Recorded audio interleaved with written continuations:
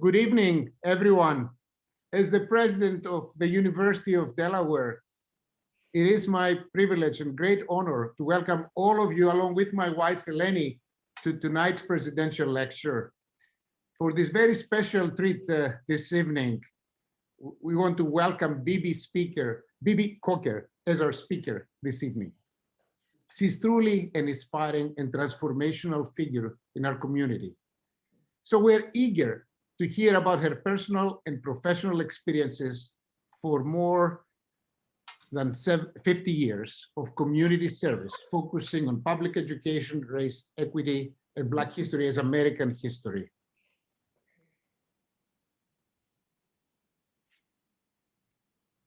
I cannot think of a more important or more relevant time in our society than right now for this conversation. In so many ways, real progress on eliminating racism and prejudice can feel both close and yet still so far away. While I certainly don't have the answers to solving this problem, I'm absolutely sure that remembering our history and continuing to fight for equality are essential to making progress. And that's what Bebe Coker has done so well and for so long. Bebe was born in Jacksonville, Florida, but fortunately for us, Delawareans, she moved to Delaware in 1960 and never left. As a graduate of Morgan State College, now Morgan State University, she began her professional career in social services, worked with the state as a social worker, a supervisor, an orientation staffer, and an in-service training director in Newcastle County. Bebe is a tireless advocate for education and racial justice. Because of this commitment, she has served on the board of many, many community organizations related to vocational education, community service, race relations, the arts, entrepreneurship, history, and so many others. She has also worked with multiple community initiatives on equitable state funding for Delaware State University, the restoration of the Grand Opera House, the Hope Commission in Wilmington, the United Way, and more. It is no surprise that Bebe's work has been recognized with multiple prestigious honors. These include the Order of the First State, our state, the Jefferson Award, the John Taylor Education Award, and induction into the Delaware Women's Hall of Fame. Of course, if you ask Bebe what she's most proud of, she will say that it's her 3 daughters, retired Navy Captain Lori Coker Reed, Dr. Joan Coker, one of the university's dedicated trustees, and I have to tell you, it is Eleni's and mine ENT doctor. So really thankful for that. And Julie Coker, Executive Director of San Diego Conventions, Hotels, and Tourism. Wonderful, wonderful daughters. For her talk this evening, Bebe has come up with the intriguing title, The Visibility of Growing Up Invisible, Stealth. So we're also fortunate that after Bebe's talk this evening, Fatima Conley, our Interim Chief Diversity Officer, will moderate a Q&A discussion with the questions that have been submitted. Fatima came to UD in 2015 and has done some wonderful work in her current role since last fall, working with me and others throughout the university to bring our vision of a more diverse, equitable, and inclusive community to reality. With that, let's welcome Bebe and let them get started. Thank you, Bebe. Take it from here. Thank you. Thank you, President Assanis. You saying all those things, and I'm trying to figure out where in the world did you get all of that from? I need to do that for my obituary, so just remind me to get your notes. Now, I want you to know that I am extremely grateful to be here just to discuss anything as far as race relations are concerned, particularly with Blacks and whites. And I never take for granted or deny myself the opportunity to share African-American heritage and information and conversation with folks who may or may not even look like me.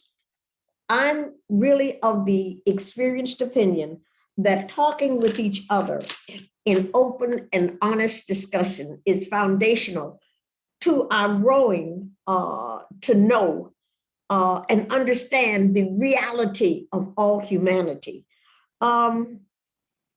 Having said that, allow me to explain the invisibility of, quote, us, people who look like me. To most white Americans here and globally, we are invisible. We're there, but we're not there. And the second part of it would need to be the need to allow the gifts that are inherently shared by all human beings to allow us to be a part of that shared humanity. In too many homes and institutions and workplaces and public accommodations and the like, African Americans, whatever you want to call us, Negroes, coloreds, Blacks, and so doggone many names, I can never even remember which era, which name belonged to which era, we're often referred to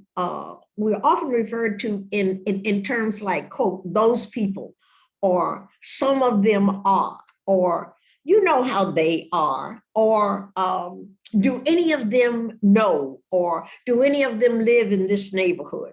And on it goes. So believe me, just these few constantly used phrases forces one to try and help other people to see the me of you in me, and to say out loud, let's stop being guilty of assuming that we know others by their appearance, the color of their skin, their looks, their dreads, their braids, whatever. Okay. Or that because of what we have read or seen or heard on the surface about other people, that you know who they are. Who people are with darkened skin, the color of their skin, you think you know who people are that are known by a multitude of names. I grew up with things like colored. If they weren't saying nigger, they were saying Negro or Negra. Negroes, Blacks, African Americans, and that's preferable today simply because African is a part of our, or is our heritage. Very simply, my suggestion would be ask me what my name is. I'll tell you. Okay. My name is Beatrice Ross. The Coker came once I got married, but Beatrice Ross by birth. Bebe, that's my long-standing nickname. I was born November 16th in the year 1935. And my mother and father were John A. Ross Sr. and Cora Wood Ross. I was born at home, delivered by a, quote, colored doctor, a doctor by the name of Cassius Ward. He was an MD. And I bet now you're wondering why in the sandhill my mother had us at home. Well, remember, I was born in 1935. And in the year 1935, there weren't too many of us that were allowed in the hospital by laws called Jim Crow laws, if there was a hospital. Later on, we did get one called Brewster and Brewster Hospital, and that was for us. But that was a long time after I was born. Now, at these hospitals back in the day, you could either get service by going through the back door or the side entrance or whatever of a white hospital. Now, or like I said, you were born at home and delivered by a colored doctor. Now, which would you have chosen? Think about that. I can't answer that for you. Now, for purposes of sharing even more about us during my years of growing up in the larger southern cities like Jacksonville, and let's say maybe Atlanta, quote, colored people patronize their own professionally. Now you could think, you would assume, like too many others assume, that there were no really Black professionals. You'd be amazed. Okay, now we did patronize our own, not only because of legalized mandates, but because they were there. And it was out of pride for our own, who we were, okay, what we had achieved, the richness of our history and our culture, which for sure we were taught in the schools by Black teachers, colored teachers, from the very beginning. They taught you who you were and what you brought to this America, and that what you were long before America was, meaning Africa, our heritage, and what we brought to this country because of what we offered on the other side of the Atlantic. Africa was, in fact, they taught us that it was the continent that gave birth and gave life and origin to all humanity. Even, I can't remember his name, he came to the university and we went there to hear him. I'm terrible on names, but he's an anthropologist and he even said the same thing. Now, we patronized our own physicians, our own architects, our own builders, our own educational institutions, our own nurses, our artistic achievers, and even more. And the duty of the teachers in my day was to know how to teach me to ensure that my learning, because failure was not an option, they taught the child and not the circumstances. We need to remember that. Teachers teach children, not circumstances. You were taught to believe, indeed to know, that your mind was not to be wasted, and that the primary reason of your living and learning was to serve other people, to benefit your brothers and sisters, to show to a disbelieving world, particularly of white Americans, that we were visible, we were victors, we were not victims, that we were capable of achieving whatever our minds determined needed to be achieved. This isn't rocket science. It was the way that we were expected to achieve, and excellence was to be effective, not just excellence. Now, let me be a little more evident to you. In my day, few whites and some Blacks even that look like me and my brother and my sister would not have seen me as a third generation college graduate, college bound potential. I have at home my grandfather's diploma, two of them, from Howard University. The years are 1896 and 1898. His name was Winfield Scott Wood. Now, my grandfather was sent to college by a Jewish guy from a Jewish family, I should say, out of New York. After emancipation, he went to New York. He was working as a houseboy. They saw his intellect and they sent him to Howard University. Okay, now he graduated from their divinity school with the last degree in 1898. He was then called to Pittsburgh, Pennsylvania by the Episcopal Diocese to organize the first mission church for the Episcopal Church for, quote, colored in that area. It was initially called St. Augustine's, and eventually growing in numbers and size and that kind of thing and building, they had to change locations to become the Church of the Holy Cross in Pittsburgh, Pennsylvania. To this day, that church is still functioning. Now, that was in 1905. My mother was the next generation of college graduates out of that line, the Wood line. She went to Pitt University. In 1926, she graduated with a major in French and English. My dad graduated from Wilberforce, an original HBCU AME college in Ohio. They met and they married at their first job upon graduation in Jacksonville, Florida, at an AME college, African Methodist Episcopal Church college called Edward Waters College in Jacksonville, Florida. Now, the rest is history because here we come. Now, when I say that, I mean the third generation. My brother and my sister and I, having attended HBCU, my brother and sister went to Hampton, and I went to Morgan State. Now, my own children represent the fourth generation and the children of my brother and my sisters. Now, that is the invisibility that you cannot know unless I tell you. Because the sad part is you would assume that because of my age, my parents, my whatever, that, oh, we couldn't have done anything like that. You know, you don't look deep enough to see us for who we are, or perhaps we weren't talking to each other enough to know that nothing is impossible, that African Americans have been going to higher education for a long time. And in fact, on the African side, on the other side of the Atlantic, Timbuktu was the place that Europeans and Asians went for higher education. That's in Africa, okay? So when we came here, this kind of thing, skills and intellectual talents were already embedded in us. Now,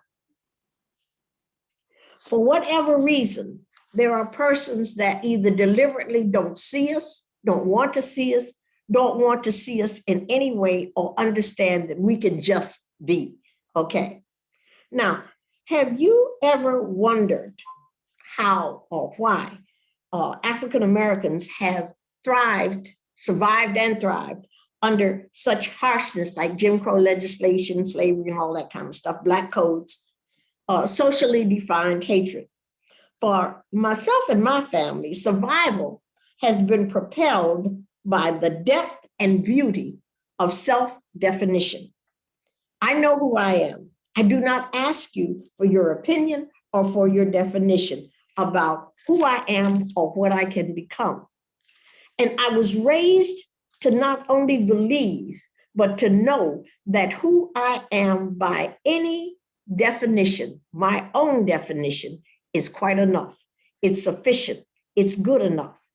And that by seeing my truth, okay, the many definitions of other people for me, of me, or about me were their opinions, just that, not even important. They were based on outside influences or self-developed ones that really mean nothing to me. Can you imagine how we as a people consistently and continually went to war in defense of this nation that did not even know my name, meaning that the who of our people, who our people were, and the what of our folks who don't look like me, who don't look like you, who don't look like me. We fought every war and came on came home to public accommodations that didn't let us in the front door, didn't let us in the side door, or wouldn't even let us in the train. There was an incident that someone told me about in one of the wars when the trains, the system of transportation, railroads and that kind of thing was so segregated. And Blacks were really given a remodeled baggage car with seats in it. And the enemy that was coming to be confined in prison on this side of in this country, Germans, were sitting in coach class and were allowed to eat in the dining car. Now, we just fought the war, but we were not allowed to do either. We sat in that baggage car. Okay, so also I would ask you something like this, talking about transportation. Suppose you rode a bus on a regular basis during the days of segregation and Jim Crow laws. You were tired, you had packages in your hand, there were seats all available in the front part of the bus, but you couldn't sit in them because you were only allowed to sit in seats according to the law that were from the back door to the back seat, the long seat on the bus. So therefore, you had to stand regardless of there being seats. So my tiredness in that instance, my packages in that instant were invisible to anybody that didn't look like me that was on that bus. Can you imagine even going to a store during the course of a day, and particularly in what I call the 10-cent stores, they're called dollar stores now in Jacksonville. This one was the Kresge store. The entrances were marked colored or white. The water fountains were marked color or white. And by the way, the only difference was the white fountains were electrically cooled and the water was cool, and the others were just water. Okay, there were white restrooms, if there were any restrooms at all, and for colored, they were marked. Now, we were totally segregated in schools, in school buildings. We were segregated in churches. We were segregated in hospitals, and on and on and on. How did we survive and thrive? We grew our own. You need to know this. We grew our own essential services. Why? Because we knew that we were worthy of having the same services that anybody else had. So if you won't let me share yours, we will grow our own. And that's what we did. Quite honestly, our community, quite frankly, had it all. And an easy reference for you with this might be go and research Black Wall Street in Oklahoma and see what happened in that town that they literally built themselves. And that wasn't the only place, because if you look at a place like Meridian, Mississippi, and there's another small town in Mississippi that I can't really remember the name of it, they built the town. They built a way to survive and thrive. Okay, now, there's another thing I'm very proud of in terms of who we were. I went to a high school called Stanton High School in Jacksonville, Florida. Stanton High School was notable to all of us because some of you may know what they call, quote, the Negro National Anthem, lift every voice and sing. Now, it was written before I got there in 1901. I was not in high school in 1901, but it was written for a Lincoln Day celebration. And the Lincoln Day celebration was headed up by the principal who wrote Lift Every Voice and Sing. His name was James Weldon Johnson. He was the author and lyricist. His brother was James Roseman Johnson, and he put music to it. And from that first Lincoln Day celebration to this day, at every occasion where we are a predominant audience of African Americans, we sing that song.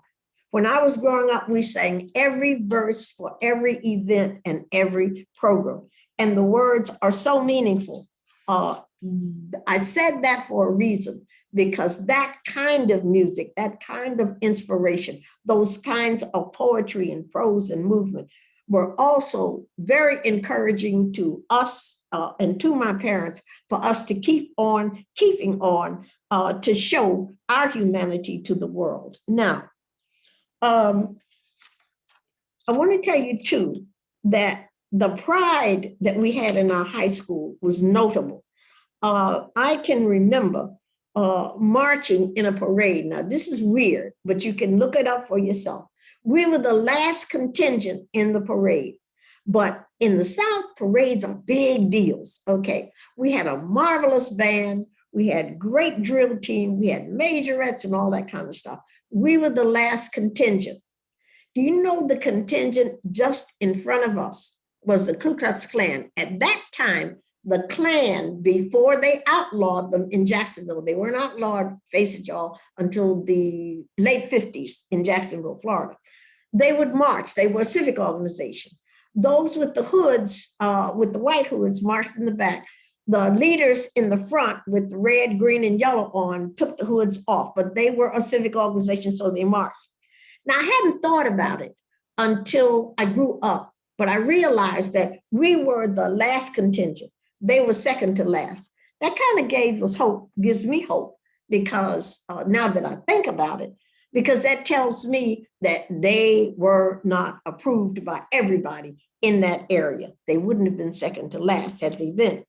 There were others that we grew up with that nobody even knew about, but the first, what would you call it, union organized was by a man by the name of A. Philip Randolph.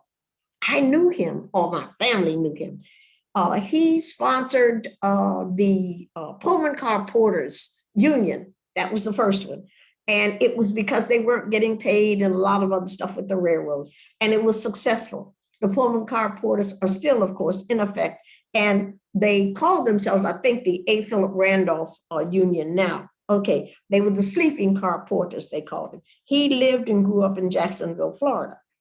There's another person you might know in terms of our entrepreneurial kinds of things. We had insurance companies, our own life insurance companies. And you may or may not in the college community remember the name or know the name, Dr. B. Johnetta Cole. She was the first female president of Spelman College. Well, her family developed and had a very strong business, the Afro-American Life Insurance Company. Now, I didn't know any people that looked like me in the city of Jacksonville or any place else that did not have an Afro-American life insurance policy. I remember the books with the insurance people coming, and they would mark the book and mother would give them their money and whatever, but it was our own insurance company. Now, that insurance company actually bought beach property, which is now Fernandina, Mial, and that kind of thing. They still have a part of it, but they bought the beach property on the Atlantic Ocean in Fernandina because Blacks couldn't go to the beach. Can you imagine that?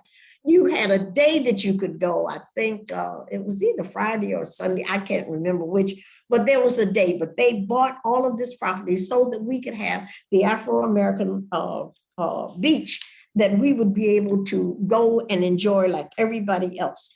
No restrictions, no once a week restrictions. Most of the entertainment, like going to the zoo, if you went to the zoo facility in my neck of the woods, you had to go on Friday, I think it was, and it wasn't every week. There were dedicated times that you could go. When the circus came to town or an amusement carnival came to town, there were only certain days that you were allowed to go. And my mother really didn't like the idea of our going on those certain days. So we might get to go to the Barnum and Bailey Circus, but she wasn't too gung-ho on our going to the carnivals on those times. They came to our area annually. Now, we had Black morticians, and they formed organizations and were very professional about what they did. And a funeral was a big deal. The interesting part was there was no mixing of bodies in the cemetery. Trust me on that. There were no Black folks buried in white cemeteries. So we had our own cemeteries. Now, I know that sounds ridiculous. It sounded ridiculous then. And really, it sounds ridiculous to me today. It was painfully ridiculous. Now, I recall that our city at one time had a huge fire in the downtown area. And I didn't know this for a long time, but on the periphery of the community and downtown, they had to immediately try to restore it and rebuild and all that kind of stuff. The architect they chose was a man by the name of Richard Lewis Brown. Now, I knew that he was a Black architect, okay. He did the plan to restore the buildings, rebuild the buildings, and to redesign the whole area. And nowhere in the official documents is there any credit or any mention of who the architect was that designed and rebuilt Jacksonville, Florida's downtown. But his name, for your benefit, is Richard Lewis Brown. Now, how did we find that out? There was a small tabloid, they called it the Colored Tabloid, and they recorded the information, knew what he had done, and historically they made sure that this information was preserved. So that's how we knew it. We had a major fun thing called the ballpark. It was a colored ballpark, and it was on Myrtle Avenue. When I was growing up, we saw Jackie Robinson, Roy Campanella, even all the way up to Hank Aaron. We saw the Negro Leagues and this kind of thing. They were playing their best ball in the, quote, colored minor leagues. And eventually, of course, things changed and over time, and they went into the major leagues. And we also saw them when they played in minor leagues before they made the majors, but they were headed for the majors. Now, I guess what I'm saying is that the invisibility of our world was always visible to us. And the ultimate results did become visible to the so-called majority community eventually, as it is today. Now, I can remember that, how do I want to say this? Okay. That we hold the truth within ourselves to be ourselves. It's evident to me that in the wording that all men are created equal. They're not the same, but they're created equal. And they have the right to just be. I think it might help if we listen just a few minutes, if you don't mind, to the words of Langston Hughes in a poem called Merry-Go-Round. He wrote, "Where's the Jim Crow section of the merry-go-round, mister? Because I want to ride. Down south where I come from, white and colored can't sit side by side. Down south on the train, there's a Jim Crow car. On the bus, we're put in the back. But there ain't no back to a merry-go-round. So where is the horse for a kid that's Black?" That's how I grew up. That's what it was said. That's how it was said. And just for the record, our most recent tragedy that I'm sure all of you are thinking about or asking about in terms of what the decision was with Floyd. I know you're probably thinking, what do I think about that? I'll tell you quite honestly, I don't want to discuss it because to me, it's tragic. The tragedy lies in the fact that it happened and that somebody is on trial and will lose their life for lack of humanity of one human being towards the other. That's the tragedy. I find no joy in any of it. I want to thank you for your time. I want to thank you for listening to how we know we're visible. And I would reference all of you, or refer all of you rather, if you want to know about our history, look for a book by Dr. Benjamin Quarles that talks about the history.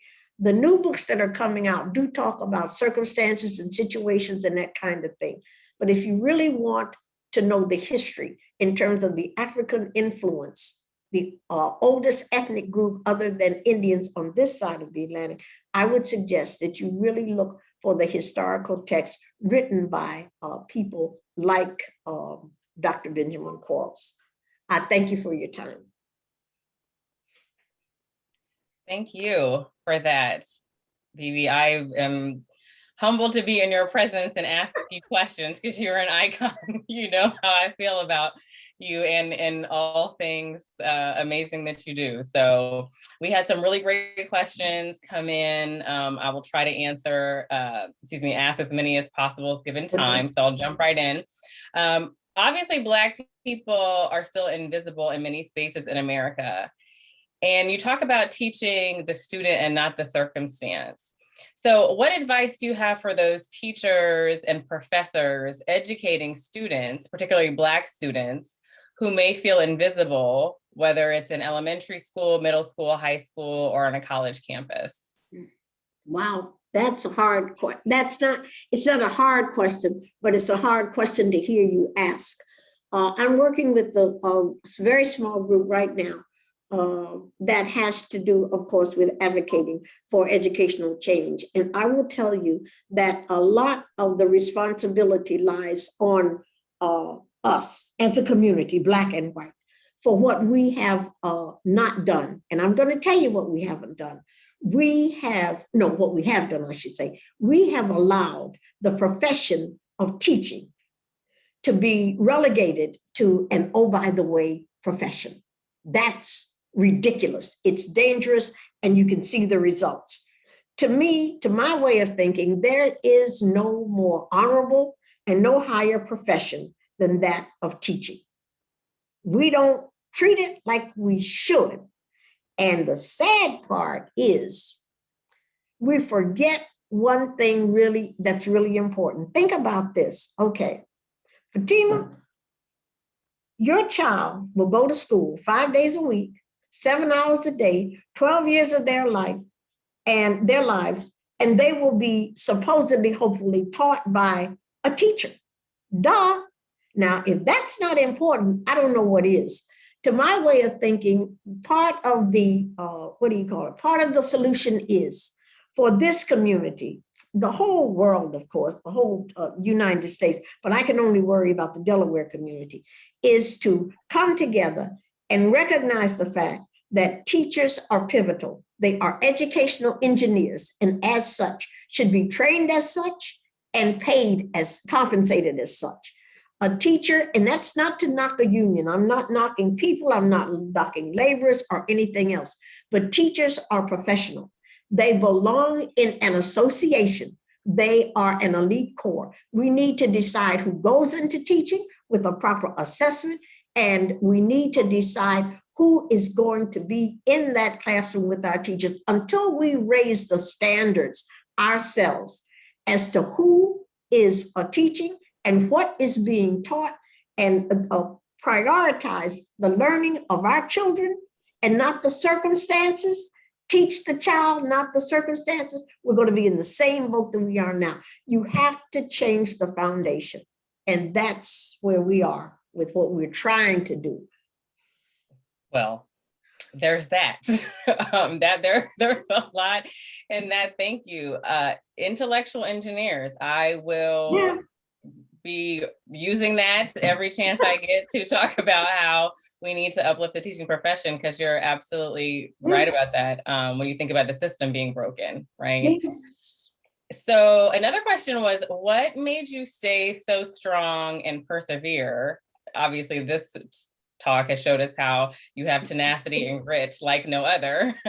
Through the years of oppression and Jim Crow, and still giving back to public service and activism, staying hopeful, what advice would you give to young educators and community activists during this time to really stay positive and keep fighting the good fight, if you will? My mother used to say, don't let your talents take you where your character can't keep you. And I always believed that a talent that I had was communicating with other people. I love talking to people. I love sharing with people. I love being with people. And I thought, okay, how can I make this work? And that would be to reach out to whatever institutions needed shoring up that I could do anything about, not saying that I knew exactly what it was, but to learn, what's going on and what can I do to be helpful.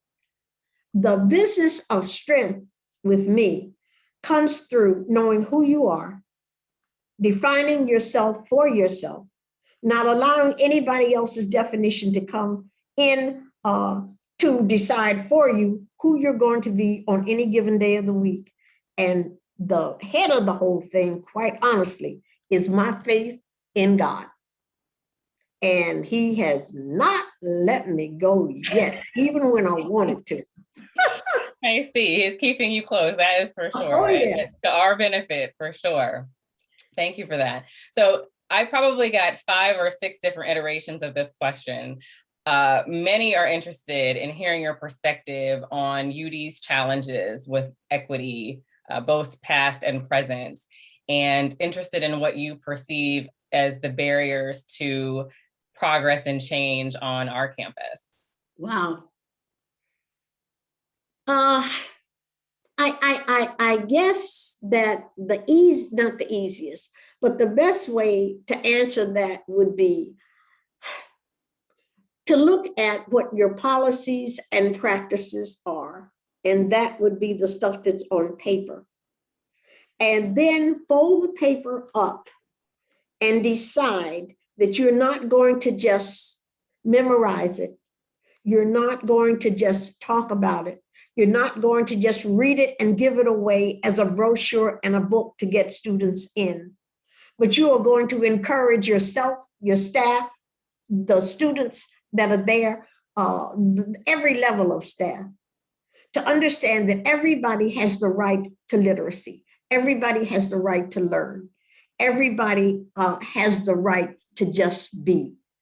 Don't make any big deals of we're going to call in this company and talk about this. We're going to do this assessment and talk about this. We're going to put out these forms every 6 months to see if somebody has changed from black or white. No, just be. Just recognize that humanity is just that, humanity, and decide that something as stupid as not or disliking somebody or finding yourself being racially prejudiced against somebody, black or white, because of the color of their skin, is the biggest waste of time that I've ever seen in my life, because not your hatred is not going to change the color of my skin. Trust me on that. Those fade creams aren't even going to change the color of my skin. I don't want them to. So just decide that you're going to accept people for who they are and what they are, and it's okay. It's okay. I couldn't think of more excellent advice. That's going to be our new equity slogan at UD, just be, because apparently that's the secret sauce. I'm here for it. The last question is one that is more personal, but again, several people asked, what is the secret to raising such successful and amazing children? Because they are our ancestors' wildest dreams, truly. Wow. Well, there are several things, but like I said, really from the beginning, I should say, with the girls, number one, I love being a mother. I love that. And I love being a mother because you can be bossy. You can tell them what to do and they ain't got a choice. Right. You feed them and clothe them. And once they get grown, my Lord, when they decide that they don't have to hear what you have to say all the time, you have to find another way to rein them in. So I get sick or something like that, But by the same token, seriously, I ask the Lord to give me the wisdom and the guidance, seriously, and I pray all the time on how to raise them, just to be.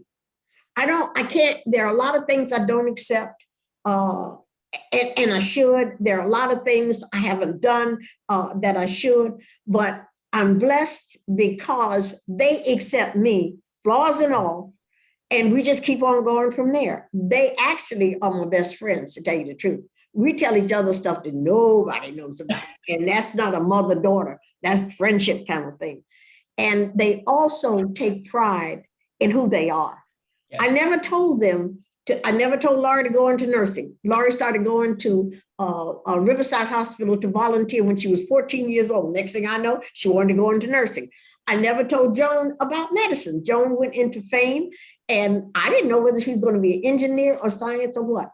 The only thing I saw in her was I don't know where I got that from, but was skills in surgery. So when she decided to go into head and neck surgery, I said, whoa, that's pretty good, you know. And as far as Julie was concerned, Julie went the whole other end. And I can't tell you, there were people that looked like us that said, oh, you're going to let her go into hospitality management and not the medical field, da, da, da, da, da. Come on, if you're going to talk to people and tell the truth about everything, just say it like it is. And I said, yeah, that's what she wants to do. Now, I was very fortunate on that. I was blessed because at the time that Julie wanted to go into hospitality management, didn't call it that, but told me that's what she wanted to do, talking about a restaurant and something else. I was on the board of Votech. So I said, perfect, because I did not know what to tell her. So I said, okay, let me go to the board. I went to the board and the staff at Newcastle County Votech. And they told me, they said, Bebe, really the best school is Johnson & Wales. I'd never heard of Johnson & Wales in my life, okay? So we went up there.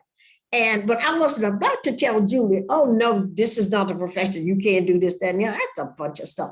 I allowed my children to be who they are. And that girl actually finished second in her class.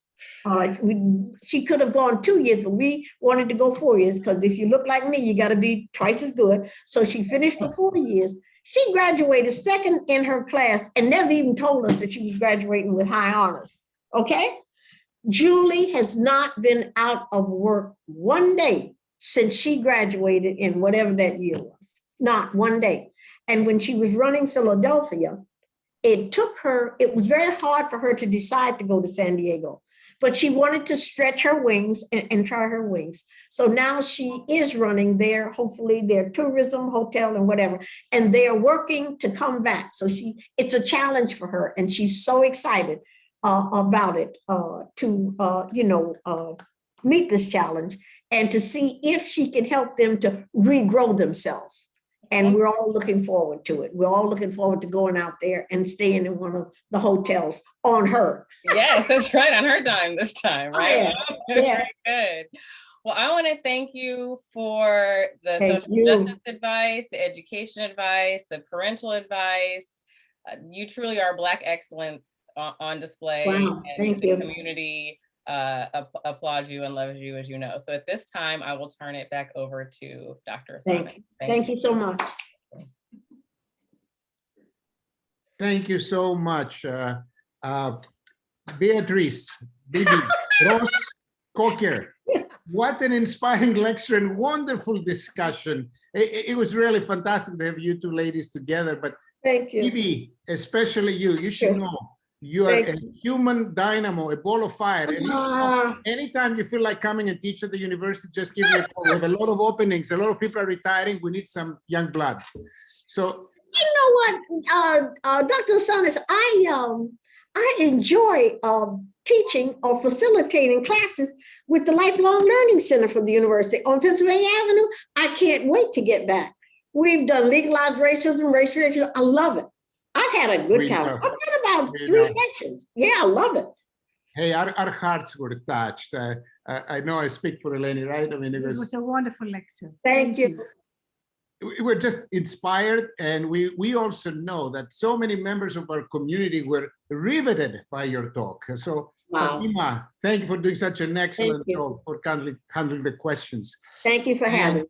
Now, it's my distinct pleasure to welcome another friend of us, John Cochran, the chair of the Board of Trustees, who would like to share some very special news with Bebe and the entire audience this evening. Yeah, it's a surprise. Dennis, thanks. I have just been delighted to be here tonight with you, Ms. Coker. I haven't had the opportunity to meet you in person, but I do hope that I have the opportunity sometime very soon. Thank you very much for your remark. You're very inspiring remarks. So I know that you have one of your most successful daughters right standing behind you tonight, and you have your other 2 successful daughters, as you can see on the screen. Yeah. We have one more portion of our program tonight that is going to just take a moment or two, and I want to ask Joan to lend me a hand here. The highest non-academic award that the University of Delaware can bestow upon an individual is our Medal of Distinction. Oh, And tonight, we are honoring you with Oh. the Medal of Distinction of the University of Delaware, and we extend our Oh. congratulations wholeheartedly to you.